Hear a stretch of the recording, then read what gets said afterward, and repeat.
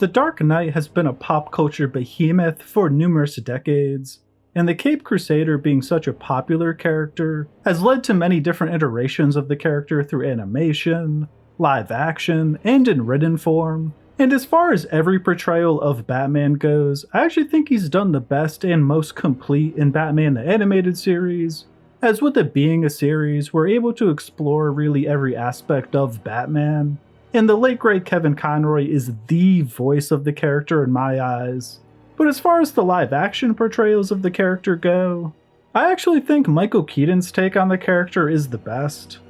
Now I know Christian Bale is the popular choice here, and by no means am I claiming that Batman 89 and Batman Returns are as good as the Dark Knight trilogy as films. The Dark Knight trilogy is better directed, written, and has the benefit of advanced technology.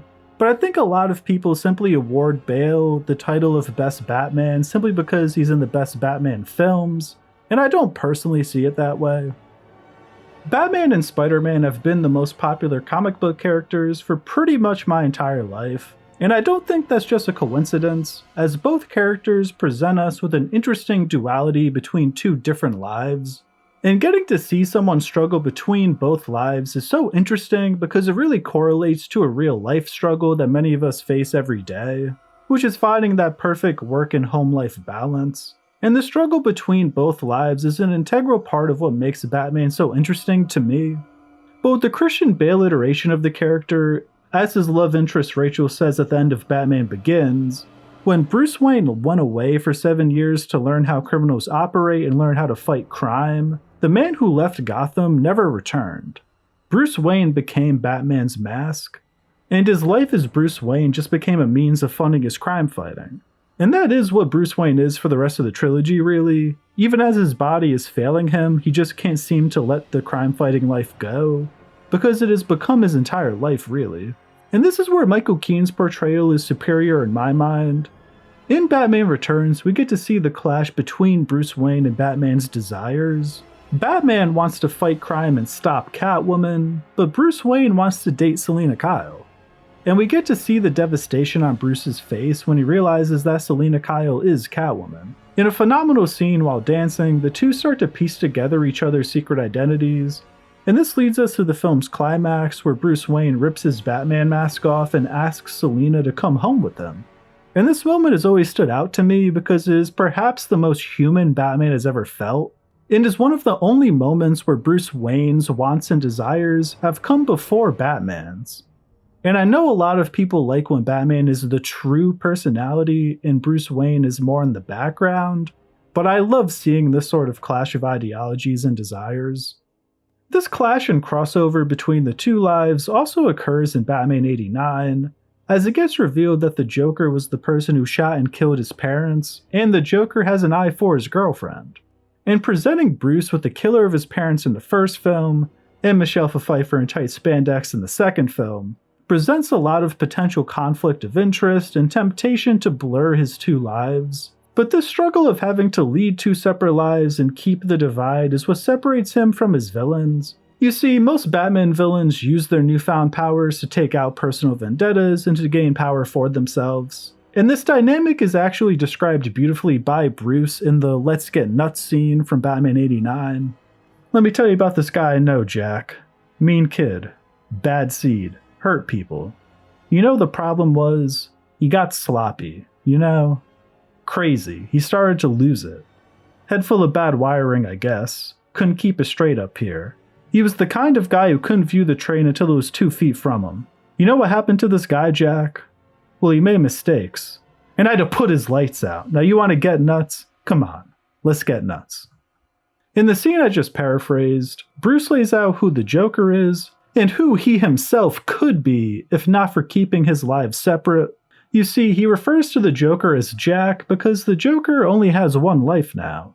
He enacted his revenge on the people who betrayed him prior to becoming the Joker, and now is just living a supervillainized version of his previous life. Jack and the Joker are one and the same, and Batman could himself start down a similar path of losing it and going crazy, if not for his relatively normal life as Bruce Wayne, which helps keep him grounded. Because let's be honest, if someone dresses up as a bat to fight crime at night, they too probably have some bad wiring. Another fascinating aspect of this scene is that the Joker is fully engaged and wants to hear this story. It's almost like subconsciously he knows that the person being described could be himself and wants to know the ending. The additional aspect of the Joker being the one who killed Batman's parents is actually a nice touch, as we see Bruce completely freeze when he hears Jack's riddle. This works to show that Bruce Wayne is still very much human and has emotions, and that he isn't impenetrable, which adds stakes to the film, but also further humanizes him and shows that the Bruce Wayne aspect of his psyche is still there and functioning. In the Dark Knight trilogy, we see that Batman's moral code to never kill is really what separates him from his villain counterparts. And while this is used effectively in the trilogy, I personally like having a more fleshed out Bruce Wayne aspect to the character as being what grounds and separates Batman. As it would be literally impossible for the Joker to lead a normal second life, and I think that is the case with many of Batman's villains. So I think that just naturally works as a great distinction between Batman and his villains, and is done better with Keaton's take on the Caped Crusader. We get confirmation that Michael Keaton's Bruce Wayne views himself as having two separate lives when he attempts to tell Vicky Vale about being Batman. He attempts to explain it as being similar to when normal people get up and go to work every morning, and this really frames it as Batman being his job in his eyes, and I like this a lot. Essentially, Bruce knows that he has the money and resources that nobody else in Gotham has, so he decides to try to put a stop to crime himself and prevent others from feeling the same pain that he felt when he lost his parents. This also makes sense because as a billionaire, he's never really had to work a day in his life, so in creating Batman, he gave himself purpose and agency, and the first and only job he'd ever work. I also think Batman works best when he is not the main character and in the biggest spotlight, as he's supposed to be a bit of a mysterious symbol and shrouded in darkness, so having the character so up front and center kinda takes away that mystique a bit. And in Batman 89, Bruce Wayne is largely a side character for a lot of the runtime.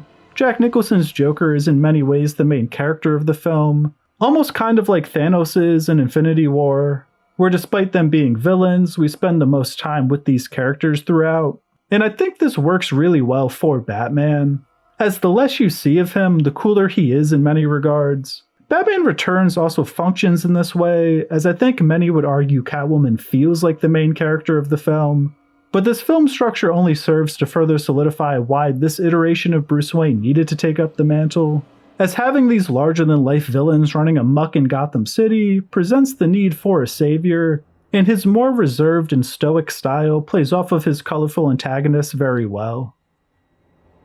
All in all, I believe that Michael Keaton's portrayal of this iconic character is incredibly acted, is given some very poignant dialogue to help establish the essence of what the dichotomy between Bruce Wayne and Batman is, and is perfectly used as a foil to his larger-than-life antagonists.